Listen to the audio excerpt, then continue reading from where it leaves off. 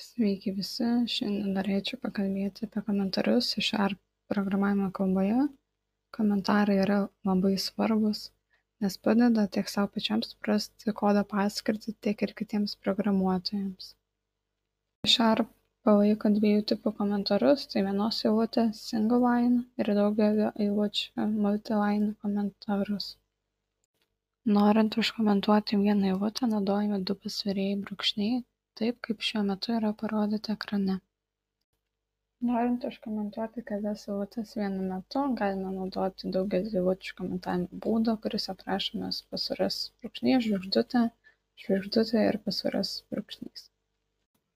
Komentavimui galime naudoti klavišų kombinacijas, tačiau visų pirma reikėtų pasirinkti kodo dalį, kurią norime užkomentuoti, tada spausti Ctrl ir K ir vėliau Ctrl ir C. Norint komentuoti kodo dalį, visų pirma taip pat ją reikėtų pažymėti, tada spausti Ctrl+K ir vėliau Ctrl+U. Ekrane matote patį paprasčiausią metodą print something to console. Jo paskirtis tiesiog į konsolės langą atspausdinti mokus komentuoti C# kalboje. Ir šiam metodu tai ir pakomentuoja, ką jis būtent atlieka arba kam jis yra naudojamas.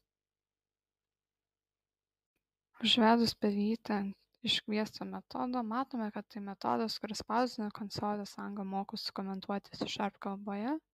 Neparašius virš metodo aprašo, šis tekstas kitaip nebūtų rodomas. Kitas pavyzdys būtų su metodu suma. Virš metodo apibendriname, kad su juo galime apskaičiuoti dviejų skaičių sumą.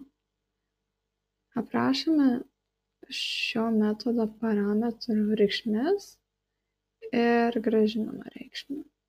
Tai šis metodas grąžins dviejų sveikųjų skaičių sumą.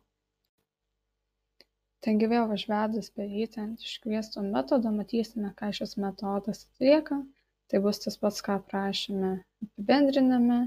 Metodas, kuris sudeda du skaičius. Taigi tai buvo įvadas apie kodo komentavimą C# kalboje.